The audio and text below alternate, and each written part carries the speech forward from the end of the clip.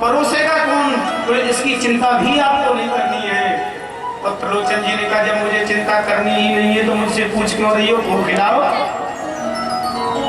अब तो हमारे ठाकुर ने बोले अब तो हर व्यक्ति के मुख पर एक ही नाम था, धन्य है त्रिलोचन जी, धन्य है त्रिलोचन जी, धन्य है त्रिलोचन जी। अच्छा कर तो कौन कर रहे थे, हमारे अंतर्यामी श्री कृष्ण, लेकिन जय जयकार अंतर्यामी की कोई नहीं कर रहा था। जानते थे नौकर का नौकर है, ये मालिक का खर्च का मालिक कर रहा है।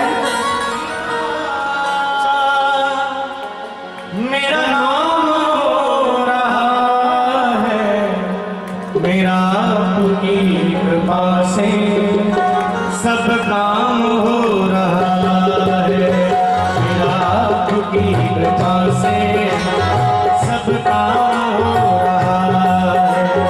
करते हो तुम कन्हैया, करते हो तुम कन्हैया, आपकी कृपा से सब काम हो रहा है।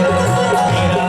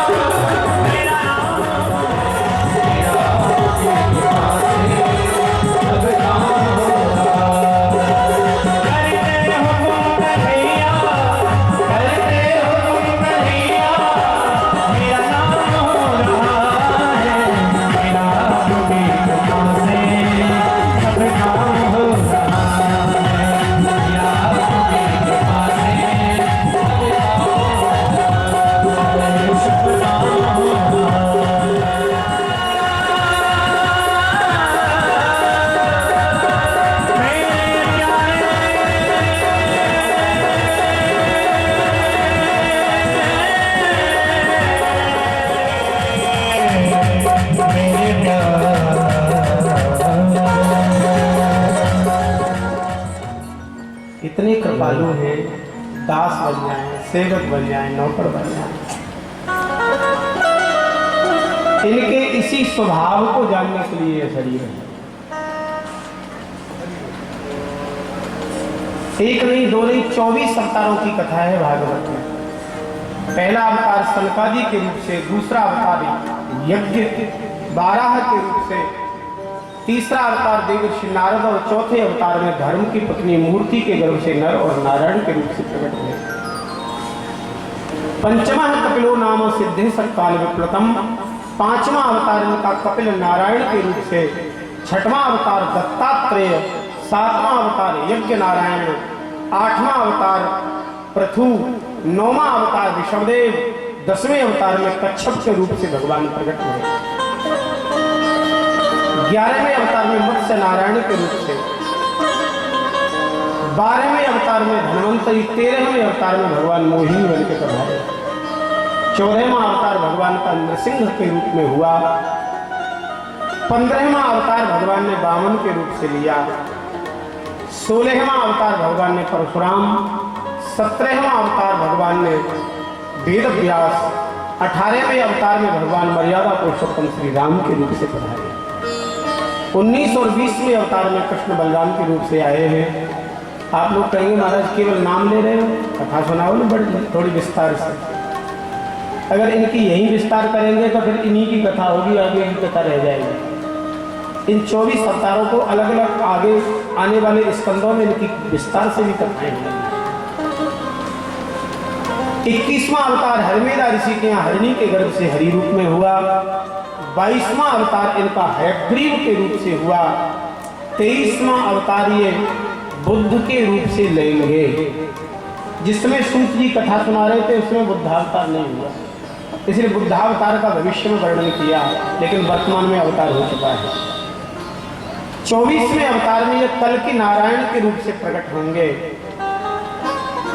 अभी कल के अवतार नहीं हुआ, ये आगामी अवतार है।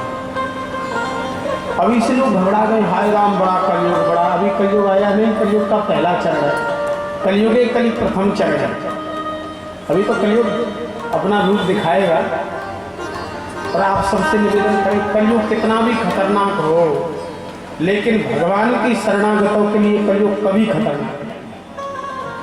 अभी तो और जुगलते कमलनेन कलयुग बहुत कृपा करी, और युगों की अपेक्षा कलकाल में हमारे आराध्य भगवान ने हमारे ऊपर सबके बहुत कृपा करी। चाहते हो जानना अपने अपने आरक्षण को, कौन सा आरक्षण हमें मिला है? पहला आरक्षण है त्रेता में, सतयुग में, द्वापर में अगर मन में कोई पाप सोच लिया लग जाता था। पाप और पुण्य का लेखा जोखा करने का काम है महाराज चित्रगुप्त का, और ये चित्रगुप्त महाराज आपके ही संग रहते हैं सदा, एक क्षण भी आपसे अलग नहीं होते। चित्रगुप्त महाराज का हमारे आपके कंधों पर निवास है, यहाँ रहते हैं, इन दोनों जगहों पर चित्रगुप्त रहते हैं। किस समय आप क्या सोच रहे हो, किस समय आप क्या कर रहे हो, ये सब लिखते रहते हैं। भारी लेखनी जोरदारी की है, चूक नहीं होती उनसे। तो सतयुग त्रेता द्वापर में अगर मन में कोई पाप आ गया, चित्रगुप्त लिखते थे, कितनी बनता था। लेकिन हमारे ठाकुर जी ने सुविधा दे दी कलयुग के प्राणियों को। बोले भैया अगर कलयुग में कोई मन में सुविधा दूसरी दी कि पाप तो लिखना नहीं, अगर पुण्य मन में आ जाए तो तब का लिख ले। कितनी बढ़िया कथा हो रही है, ठाकुर जी हमें सामर्थ्य दें तो हम भी कभी कराएं। ऐसा आ जाता है कभी कभी। तो अगर यहाँ बैठे बैठे आपने केवल मन में सोच लिया ना, तो चित्रगुप्त महाराज इसको लिख लेंगे। 3 अप्रैल 6:30 बजे जयनगर के फायदा होगा ना, वो अचानक ज्यादा फायदा करा गया, और ऐसा माहौल बनेगा जैसा आज यहाँ बन रहा है, वैसा तुम्हारी सोचने पर भी बन जाए। मानस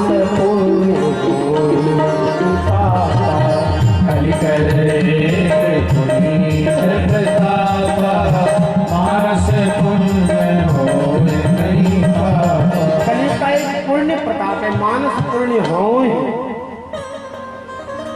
मानसी पुण्य होंगे, मानस पुण्य हो, आगे क्या है? नहीं पापा। पापा, पापा शब्द का अर्थ जानते हैं? अरे भैया दुनिया में पापा होते हैं, आप लोग नहीं जानते? भाषा बोल रहे हैं। अच्छा होता है ये मैडम हमारे जीवन में नहीं आई तो क्या मैडम बोले, लेकिन बहुत मिठास है माँ में और भैया। हरि शरण जो योग तपस्या और दान से नहीं प्राप्त होता था तो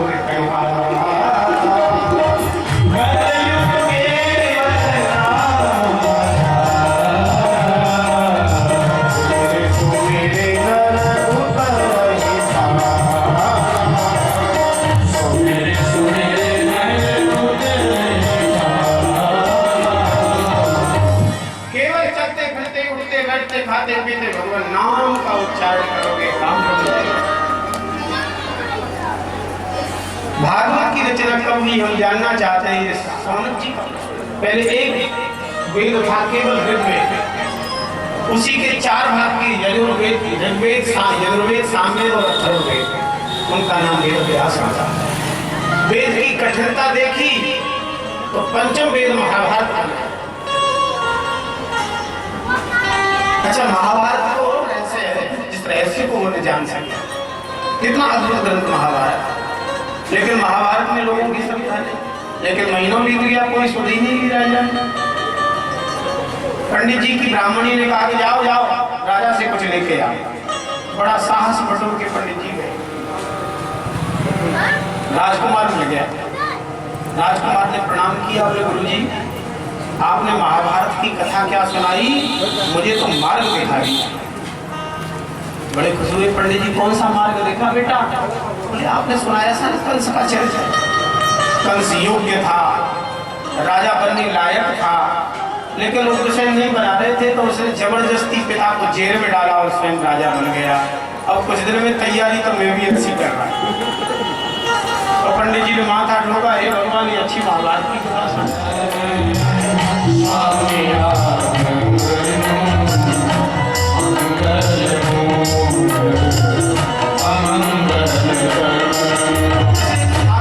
प्रार्थना करते रहना चाहिए, मेरे नाथ ऐसी कृपा करो कि हमारे घर में संतों का आवागमन बढ़ाइए।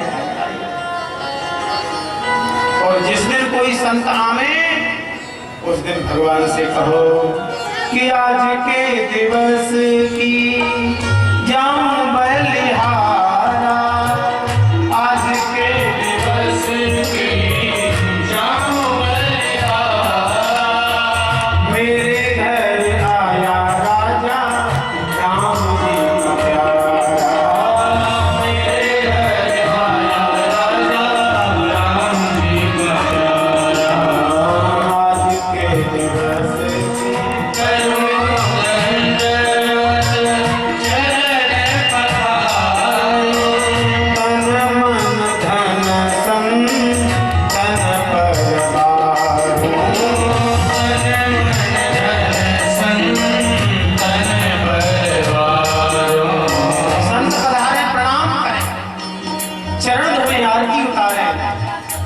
अंजलि बंद होकर के गए, हे संत भगवान आपके आगमन से हमारा धन्य हो गया और पवित्र हो गया।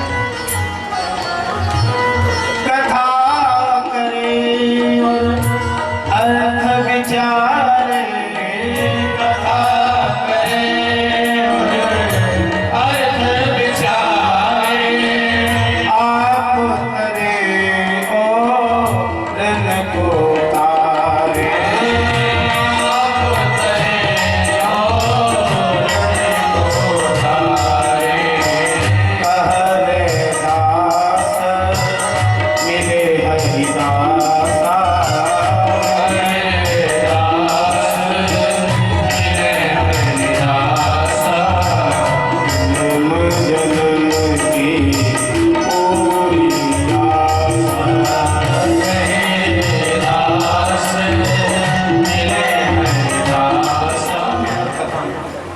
तुलसी दे देता, मिट्टी दे देता।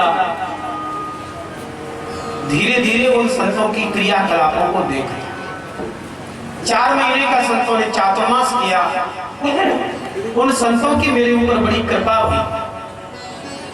वो कृपा क्या थी? एक दिन उन संतों की पत्तल से उठा करके मैंने पा लिया। उन्होंने भोजन किया और उसी पत्तल में से हमने चुपचाप पा लिया। महाराज वो संतों की झूठन प्रसाद क्या पाया, मेरी तो समाधि लग गई। क्योंकि जैसा खाओ अन्न वैसा होए मन, जैसा पियो पानी वैसी बोलो।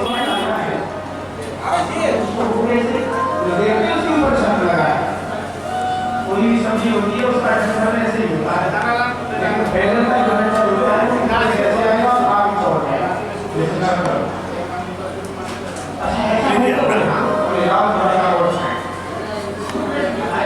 नुकसान किया तो मैंने कह दिया, बिल्कुल मेरा क्या लेना देना बैगन से, मेरा तो आपकी हाँ में हाँ मिलाना मेरा काम है, इसलिए मैंने बेमंताक कहा और आज बैगन कह दिया।